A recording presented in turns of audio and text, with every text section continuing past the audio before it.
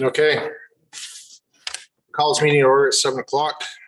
Any changes to the agenda? If not, Councillor Ferguson, Make a motion to adopt the agenda as presented. any discussion? Call the question. Those in favor? That is carried.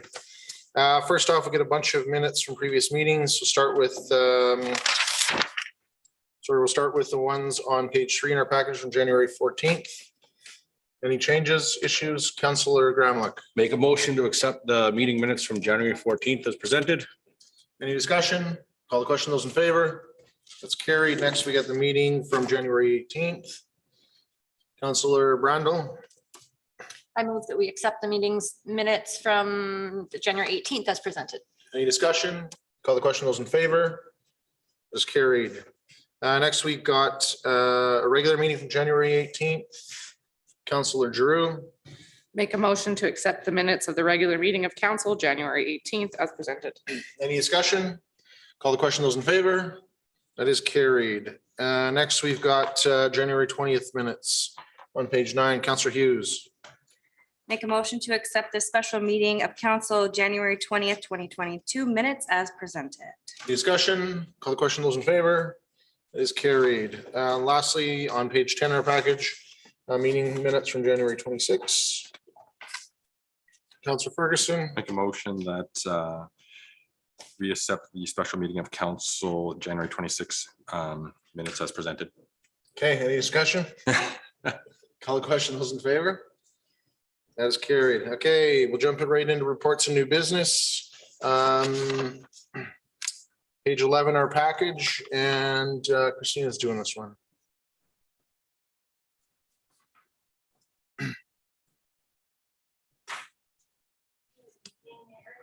Christina, we'll just wait for that mic to turn on there. Oh, There we go. Good to go. good evening.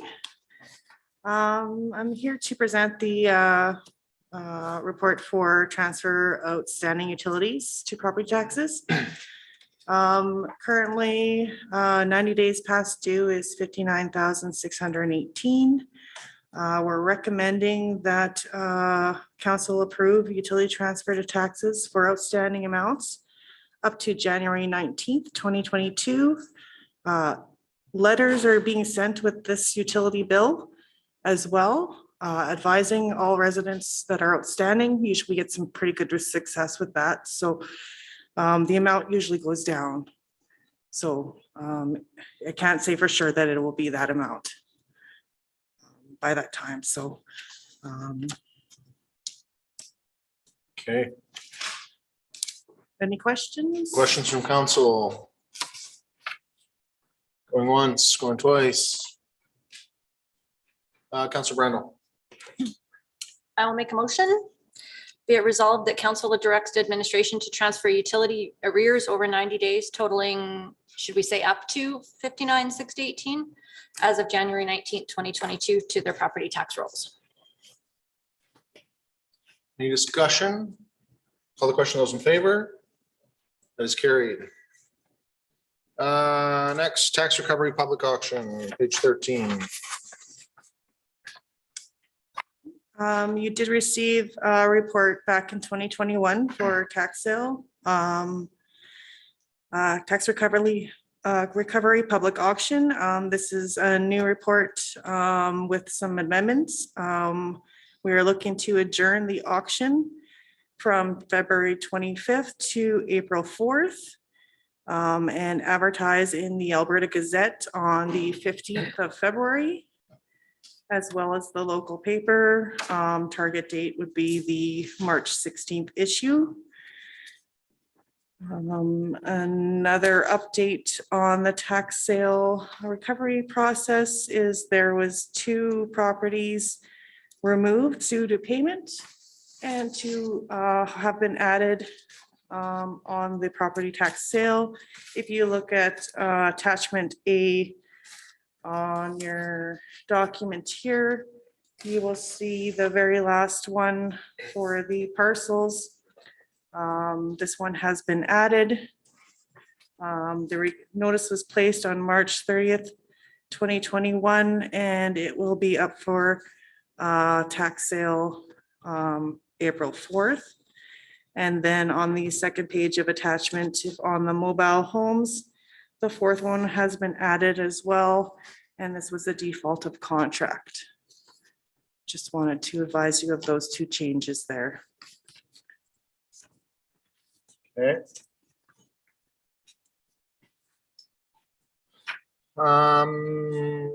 Questions? Concerns? Thoughts, ideas, motions? Councilor Randall, Nobody else wants to play? Be it resolved that council accept the list of properties for the 2022 tax recovery sale as information. any discussion? Call the question, those in favor? That's carried. Next, Councilor Ferguson. Be it resolved that council set the reserve bids as shown on the 2022 property sale list and reserve bids listing. Any discussion? I have a question. How do you determine reserve bids? We actually go through our contractor that does our assessments through KCL. Yes, That's the same property tax contractor, right? that's correct. Okay. Yes. Okay. Any discussion? Call the question, those in favor? That was carried. Next, Councilor Adams. Make a motion, be resolved that council set the date of the tax recovery sale to be April 4th, 2022. Any discussion? Call the question, those in favor? It's carried. Lastly, Councilor Hughes. Be it resolved that council approve the terms and conditions of the 2022 tax recovery sale. Any discussion? Call the question, those in favor? That is carried. Thank you. Okay. Let's talk solid waste, Calvin.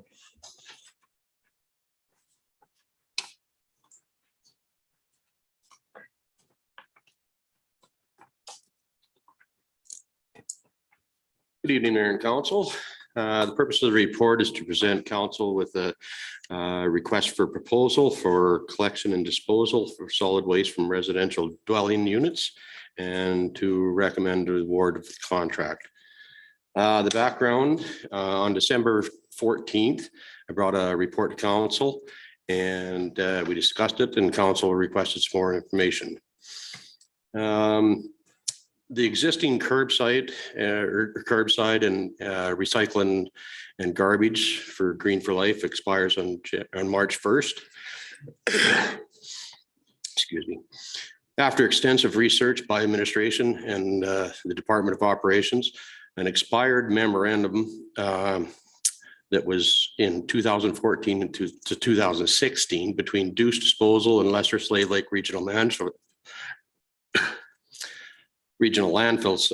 Management Services was discovered. The memorandum of the proposed recycle depot was in the, excuse me. Can I just get a drink of water, please? Sorry.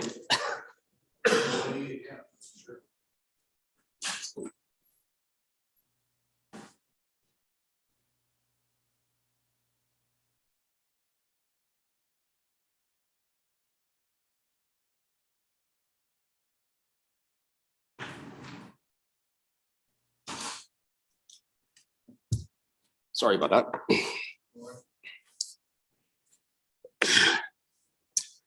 Okay, so we discovered a memorandum between the Landfill Commission, the town and the MD. And basically what it includes is the recycle depot. And we have a 73% split between the MD and the town, and it's for the recycle center. So what we did is we pulled out the recycle center right out of it and just went with the recycle center out of it and just went with curbside. So, and then we had a couple extra questions. We asked Ride In to pull out because they combined their curbside with the recycle center. So we asked them to pull it out so it'll just be curbside. So, and then we also asked them about a 3-year contract versus a 5-year contract. So they said that it'll be more money, of course. And GFL just said that they bid on it for 5 years. So we've got the best value assessment sheet. We scored that. GFL was the lowest bidder and they were the highest on the score. A detailed price comparison between the bidders is in the Appendix A. Both Ryden and GFL includes a 3% escalation. Ryden did include fuel levy when it goes above $1.20 a liter. We'd get charged for that. It was not part of the evaluation, so we didn't evaluate on that. Both companies, they both employ local people and they have shops in town. They both offer commercial and industrial waste services. GFL has not proposed any changes to the current schedule.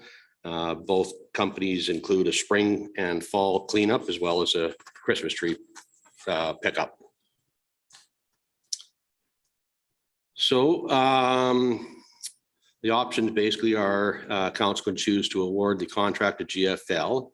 Council can choose to award the contract to the other bidder, or council can choose to not award the contract.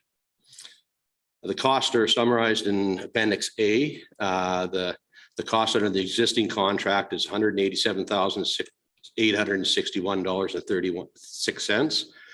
The cost for the new contract is a little bit lower at $178,813.34. And the cost will be determined by the rates in the rates bylaw.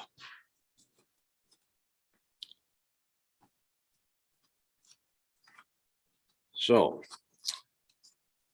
any questions? Just some clarification, sorry. As far as the recycle center goes that has all the yard bins, they're charging a flat fee of $5,500 is what we're going to hold them to on that? Or that's what they agreed to per month? We get so they started out with at about 10,500 for the recycle center. And then they split it 73 or 75% us and 25% basically the MD. And then the manager of, I believe it was the MD, talked to GFL and see if they could lower it. And that's where the $6,500 come from to begin with. And they lowered it. And what they're going to do is put out an RFP in the spring for the recycle center. So it includes the recycle center as well. So the landfill commission will be putting that out. Okay, thank you. When we first saw this here before Christmas, there was about, I want to say roughly $60,000 separating the two bids. Now it's closer to 200,000. Would you mind just elaborating on the reason for that? Yeah, so we pulled out the recycle center. There was a considerable amount in the recycle center, and then we had Ryden split theirs up, and that's what they come up with is basically $1.46 and $1.85 in curbside. So they didn't pull out as much as I figured they would. Councillor Gramack. Just a question on how they both have industrial and commercial pickup. Is there any pricing on that, or is there any regulations on that? That I don't know. Just thinking, you could charge a lot cheaper here and then make the money off the backs of our taxpayers and their small businesses anyway. I just wondered if that was reviewed at all, or if we did look into that. No, we didn't look into that. That's private sector. Okay. Other questions?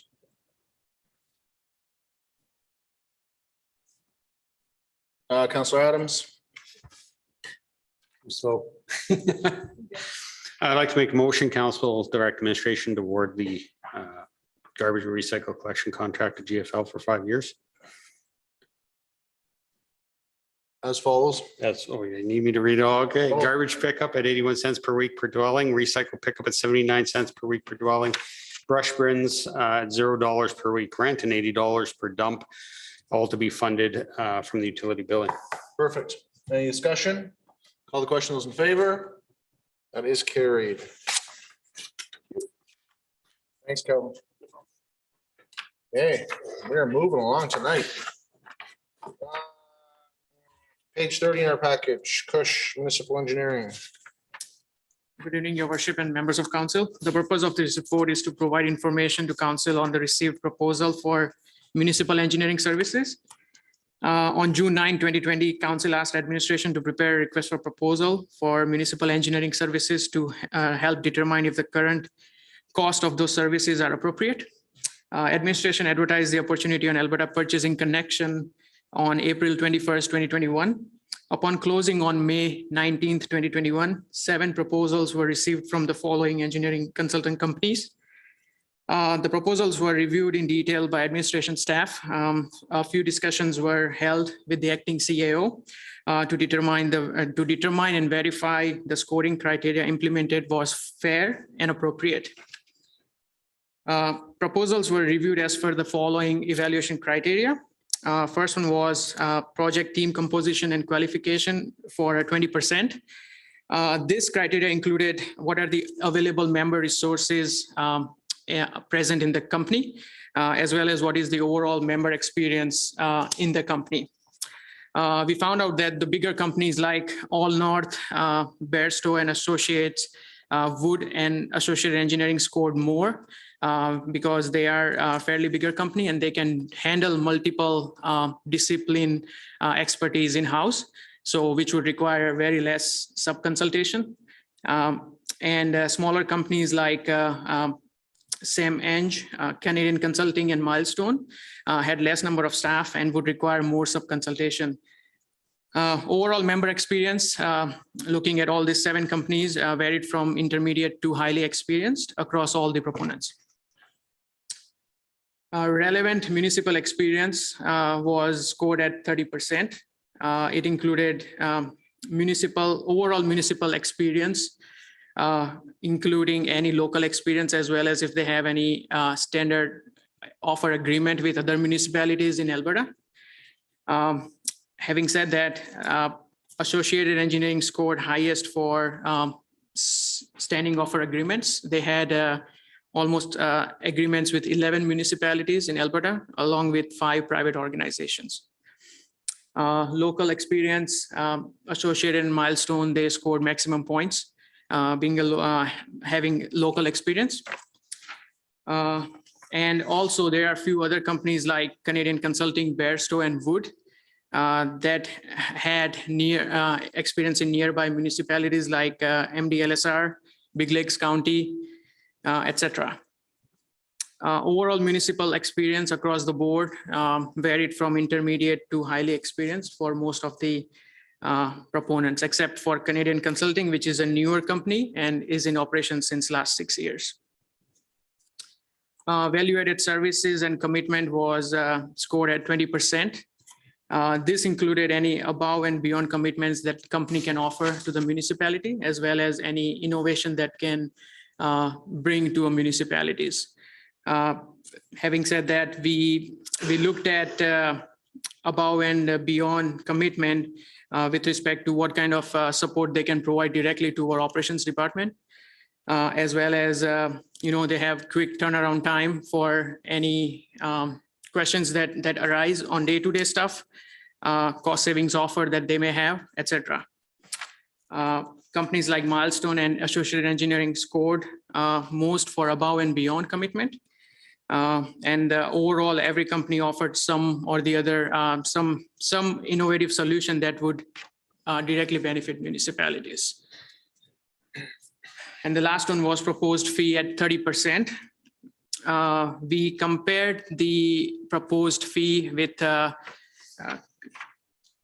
Consulting Engineers of Alberta, which is an organization that publishes a rate guide. So we compared that with 2021 rate guide, and we found out that Associated Engineering proposed their rate almost on average 26% lower than the rate guide. Bairstow and Associates proposed on average 28% lower than the rate guide.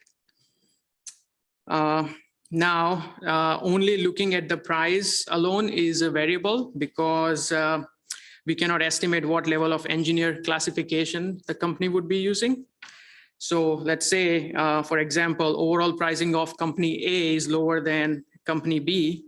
However, during the execution of a task, company A resources E4 level engineer for 12 hours, but company B resources E3 engineer levels for 14 hours. So looking at that, it makes company B more economical over company A for that particular task. Overall, every proponent has satisfied the mandatory and additional requirement of the RFP.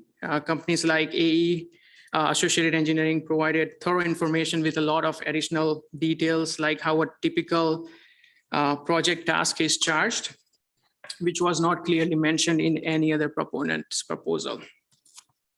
Referring to the evaluation sheet, Associated Engineering is the leading scorer overall. They have proposed to continue resourcing milestone engineering for material testing and surveying on capital projects. As a consulting company, they would continue to provide a balance of technical resources, adequate municipal experience, and additional value-added commitments at an economical rate. So our recommendation to council is to continue using engineering services provided by Associated Engineering Alberta Limited. Okay, questions from council? Councillor Adams. I'm just asking around process. Why is it you pick one particular engineering company instead of splitting between two based on the task? Because most of our tasks are pretty, I would say, related to water, sewer, streets.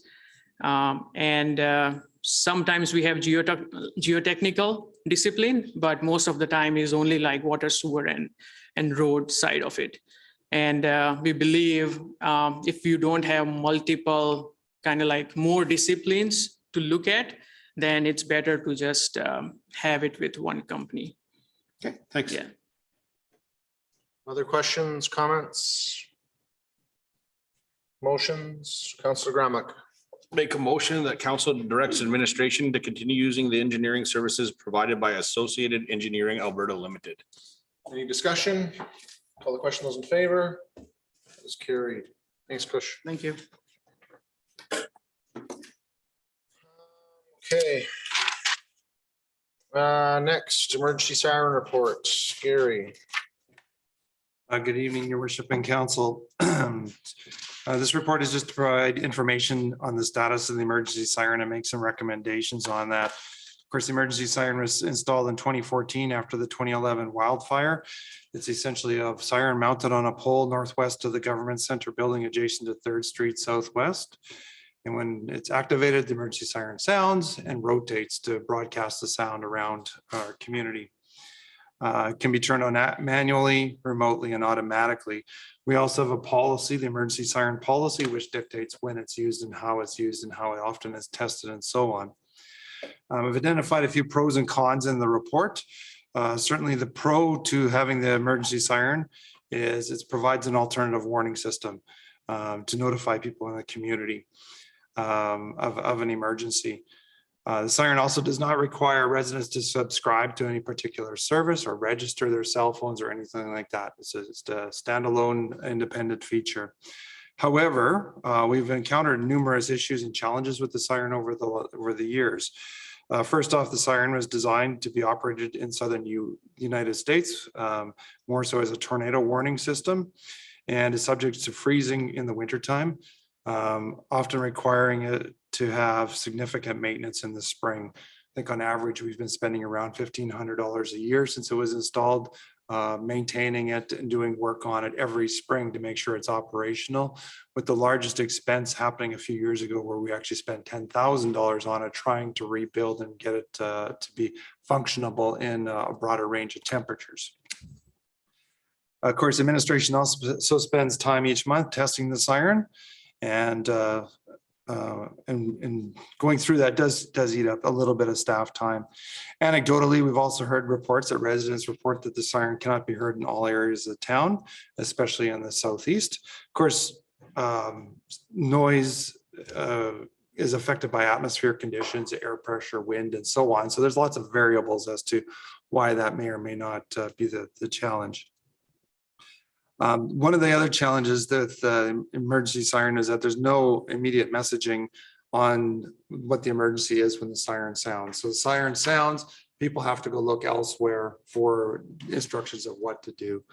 Contrast that to Alberta Emergency Alert as an example, where an alert is sent out, it'll say this is the emergency and here's what you're expected to do. If you're expected to evacuate a community or shelter in place, whatever, there can be specific instructions attached to that message. The other thing that's happened since the installation of the siren is the Alberta Emergency Alert technology has advanced. And at one point in time, they would only interrupt local radio and TV broadcasts. Now it does that as well as interrupts all cell phones within that region. So that certainly there's a different level of public notification now available. As well, the other piece is that there is also third-party software that can be used by municipalities for other types of emergency alerts. Similar to Alberta Emergency Alert, there's third-party apps that are available that if we chose to subscribe to at a cost, we could implement that in the future as another means of notifying the public. So our recommendation as staff was to decommission the emergency siren and to rescind the emergency siren policy, primarily because of the advances in technology with Alberta Emergency Alert as being the #1 reason, as well as the costs of our ongoing maintenance and the issues and challenges that we have in maintaining the siren in place. Okay. Questions from council? Councillor Brandel. So question, if we decommission it, what do we do with it when we take it down? Is it worth anything to anybody else? So we haven't explored that. I doubt that there would be a lot of value to it. Yeah. Okay. Okay. Other questions, comments? I'll start out by saying that, this is a tool that was used as many, after the fire back in 2011. We looked at different ways to how do you notify people better. And so there was definitely communication issues when the time came. Well, how do you get a message out quickly and to a lot of people? That being said, a lot of evolvements in network capability and the fact the emergency alert system is literally the fastest and easiest way that exists. The siren was never designed to be able to notify everybody in town. It was, we put it at a central location and the messaging was, if you hear the siren go off, go to the town website so you can see what's going on. Emergency alert would actually get a message out much faster. It's painful to spend $10,000 on this thing before, and $1,500 doesn't seem like a lot moving forward, but that doesn't count staff time, which we never seem to have an abundance of because we have a lot of tasks up on their list. And so I'm going to talk about staff time here coming up and something else. And so I would say the fact that keep putting money into something that is probably the least effective tool in our arsenal and spending time and energy on that, especially when most of our residents either can't hear it or don't even know what it means when we do it, is probably a waste of everybody's time and resources. So I'd totally be in favor of decommissioning. Councillor Drew.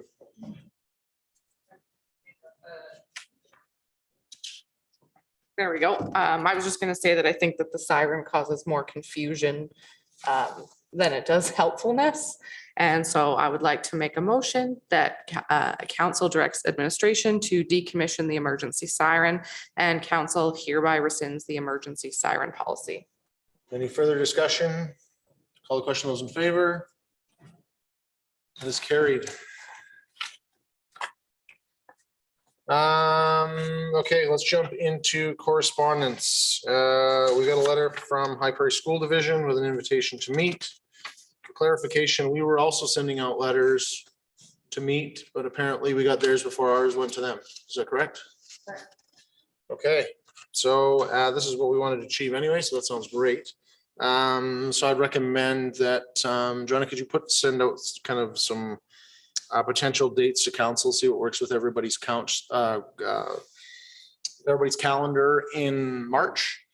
I know that some of our council is away in February and our CAO, interim CAO is away. I know that Joanna is away, so let's just put it into the first part of March and have a meeting with them then, and definitely invite them to come down here to council chambers.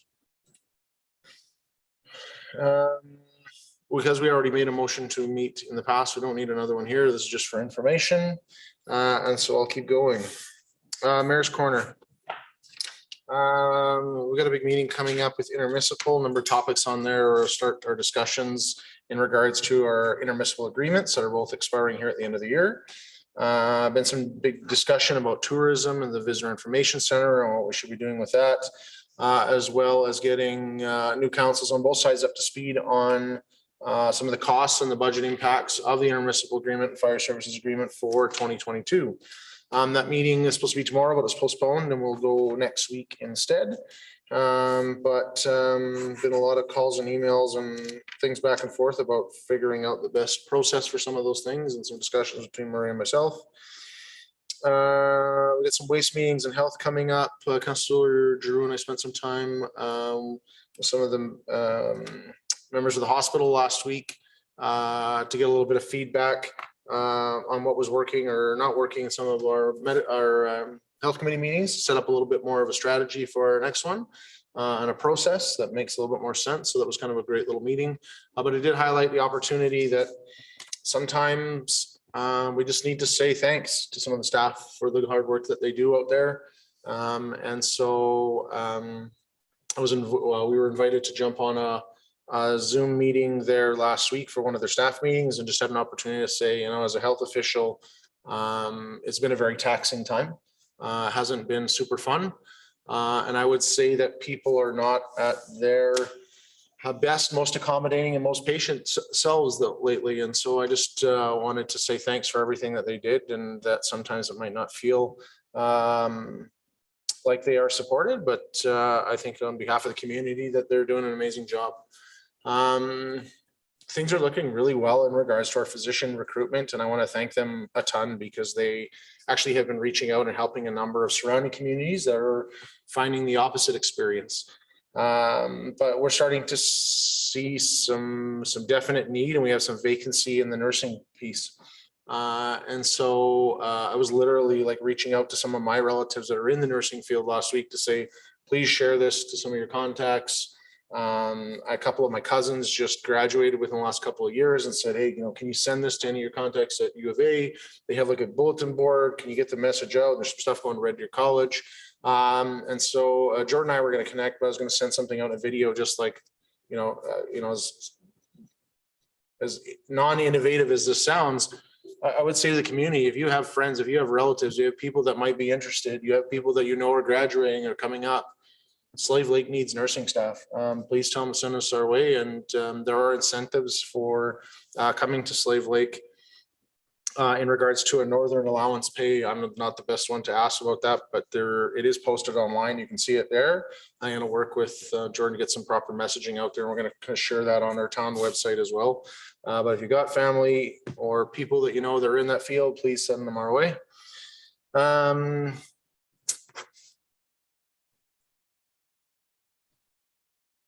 I did a bunch of videos in regards to start talking about our strategic plan. So there was one kind of a general one that came out, and the idea is there's kind of 5 bubbles within our strategic plan that we talk about. And so then we did some follow-up videos that will come out one every week talking about those pieces. There's one that came out today that talked about economic development, economic health.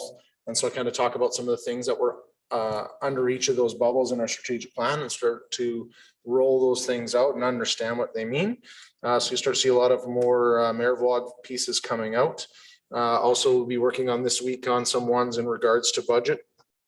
Budget is, we did a bunch of work on that last week. We've got another budget meeting coming up, and hoping to finish sometime here in February.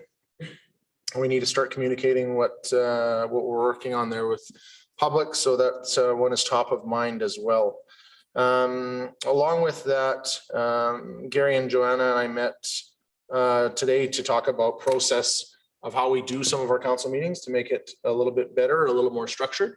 And so kind of lay out a calendar. And so Gary's working on a project that he's going to bring next week that essentially we kind of identified a number of the things within the strategic plan.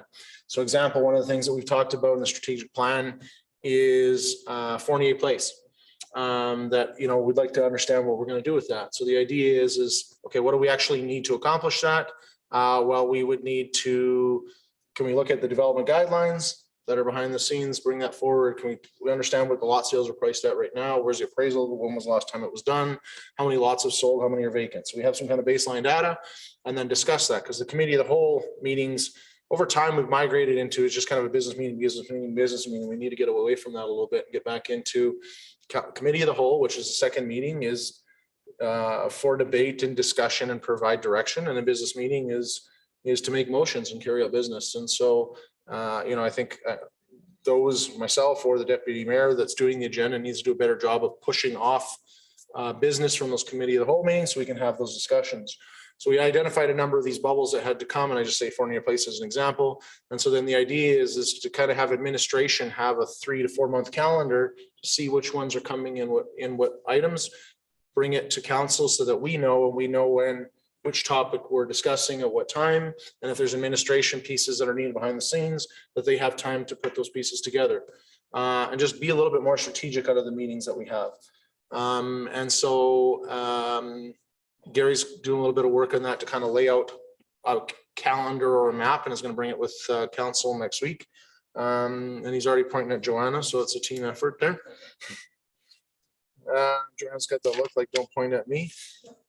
But yeah, so my hope is to basically use the strategic plan as more of a living document, continually dig into those items and provide direction to administration so that council can debate it properly in a public forum and understand what we're doing.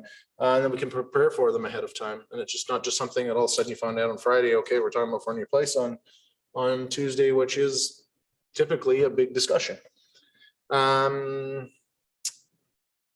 thing that we had moved away from in regards to CAO time, and I just thought about this tonight, so I'm throwing this out there, was around question period. So the CAO updates we talked about, we're only gonna do them once a month now instead of literally every single time, just the time that's taking and what we're getting out of it, which I don't disagree with. And if that works better for administration, I don't think it's the end of the world, but we should still actually have a piece in the regular meeting for council to ask any CAO questions. Maybe just call it CAO question or whatever else. There's things that have popped up. We're not having to wait a month to bring them up. There is a lot that you can be done through email, and I would hate if a resident had a concern that they were waiting for us to have a meeting on Tuesday night to bring it up. But I just want that opportunity to throw that in there if we need it.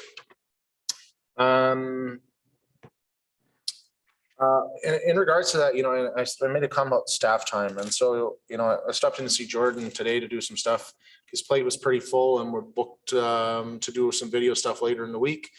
And it gets me thinking about stuff sometimes that we do that maybe as time changes, we need to evolve a little bit. And so one of them for me is the COVID updates.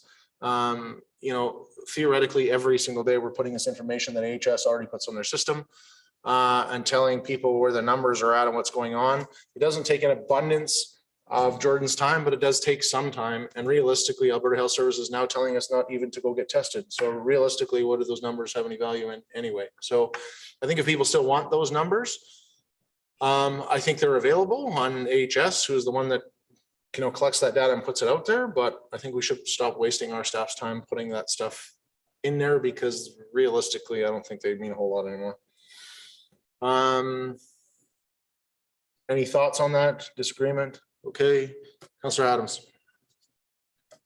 Instead of posting the numbers on a regular basis, is it possible to put a link to our COVID numbers and just have a link to the AHS site so they can just get kicked over to it?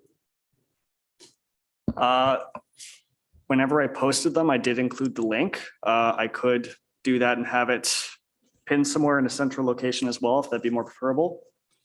Then you just have to do it once and it'll be done, right? Yeah, exactly. Sounds good. Great recommendation, Councillor Adams. Anything else? Okay. Other than that, that's all I got for Open session, so we'll jump into closed session. Motion to go into closed session. Counselor Ferguson. Move into closed session. Any discussion? Call the question. Those in favor? That is carried.